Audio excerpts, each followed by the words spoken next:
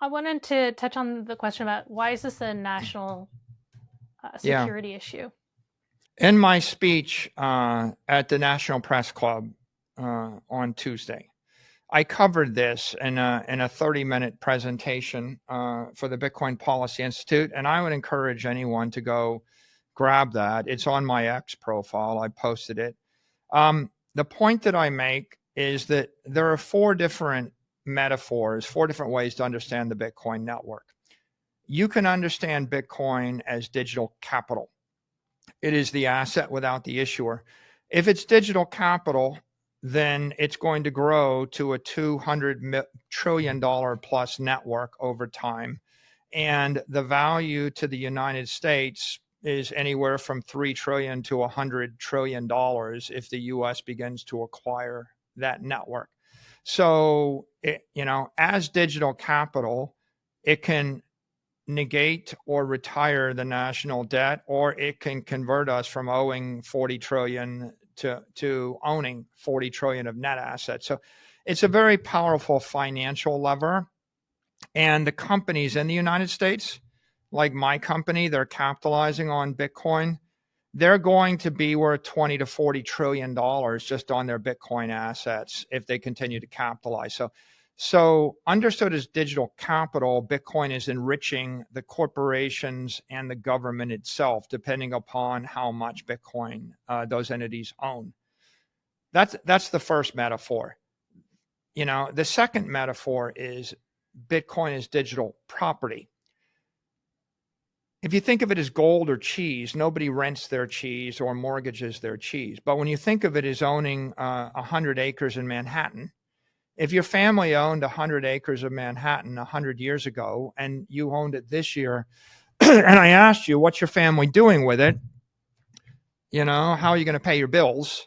You wouldn't say, well, we're going to sell our property in Manhattan. You would say, we're going to rent it, we're going to develop a building on it, or we're going to borrow against it. We're going to finance it. And so you would generate billions and billions of dollars off of 100 acres of real estate in Manhattan without ever selling it. It's property. And so Bitcoin as property means you will be able to rent it, finance it, or build businesses on top of it in the cyber economy.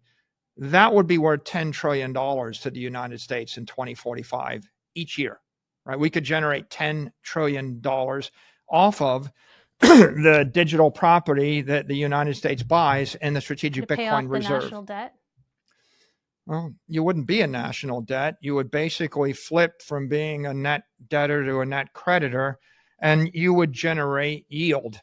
So that's a very powerful idea. Just like the company that owns $100 billion worth of real estate generates billions and billions of dollars of rental income a year. Or if I have $100 billion of capital, I can generate $5 billion a year just loaning the capital out. Would that require the rest of the world to also acknowledge the value of Bitcoin? I mean, what if China and Russia and other countries, BRICS countries, decide to create their own decentralized currency? They say, Bitcoin is too influenced by the Americans now. Let's create our own.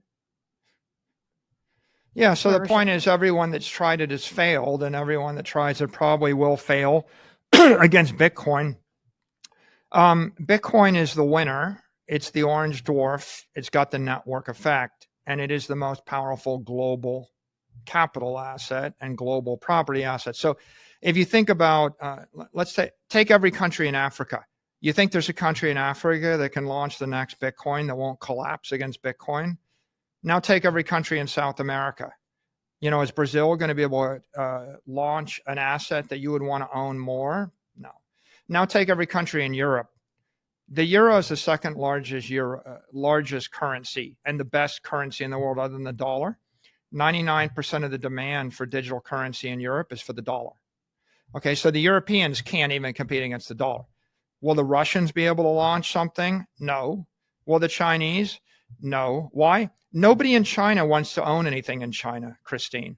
How do I know that? Because there's a law, right? The Chinese make it illegal to move more than $50,000 of capital a year outside of China. If the Chinese drop the capital control, all of the capital in China would flow out of China. And so there will be geopolitical jostling, but Bitcoin is already the winner. It's reached escape velocity. And if the US government begins to acquire it aggressively, not only are they a beneficiary, but they will force every other country on earth to adopt Bitcoin as the global capital. In fact, what will really happen is the Japanese, the Canadians, the Mexicans, the Brazilians, all the Africans, all the Europeans will immediately, well, not immediately, they will inevitably, is the right word, inevitably begin to convert their physical and financial capital into digital capital on the Bitcoin network. It becomes a fait accompli. They almost can't stop it, right? So it's one of those geopolitical moves that when you embrace the network, you force all of your allies first to adopt it, and then all your enemies have to adopt it. There's 4 different metaphors for Bitcoin. There's digital capital, there's digital property. The third important metaphor is it's a digital energy network. And the AI economy is going to be built on digital energy by moving energy, money at the speed of light, at the speed of a computer. It's a $100 trillion economy. There is one digital energy network.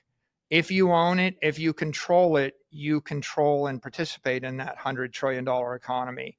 If you don't, you're locked out of the economy. The AIs are going to think 1 million times a second, and they're going to want to trade 1 million times a second with each other.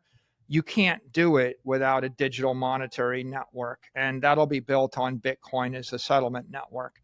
So if the entire future of the banking system and the digital commerce system and the AI economy, it's all going to be based upon digital money, digital energy, digital capital.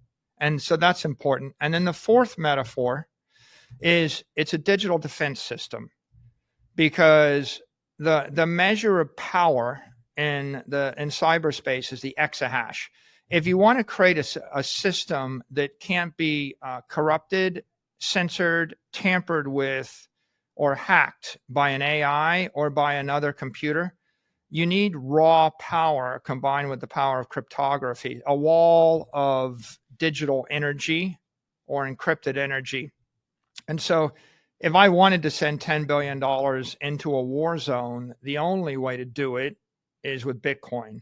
If I want to lock down a cyber system against cyber attack, where I want to authenticate it and make it tamper-proof, what you want is public-private key cryptography embedded into the Bitcoin blockchain, backed by 20 gigawatts of electricity, 850 exahash. No one can crack that, right? And we have a situation today where Satoshi could prove to you in 1 second that they are in possession of $80 billion worth of capital by simply signing a message with their private key. That has profound cybersecurity implications for the country. So when you put them all together, right, digital capital, digital property, digital, energy, and digital defense, what you can see is that you either going to own cyberspace, and owning cyberspace is owning the asset and controlling the network, controlling cyberspace, or your enemy does. And if you lose control of your airspace, you get bombed back to the Stone Age in 1 week. You lose the country. If you lose control of the sea lanes, you lose the country. If you lose control of cyberspace, not only can you not send money between New York and Tokyo, you can't send money between New York and Chicago. You can't even send money between your computer and the computer in the same room next to you in a secure fashion. So in this case, the reason this is important to U.S. digital supremacy is the future economy is digital intelligence, and it's going to need to move digital energy protected by digital power in order to engage in digital commerce. And Bitcoin is that digital energy network, and that's why it's in the best interest of the U.S. to own it.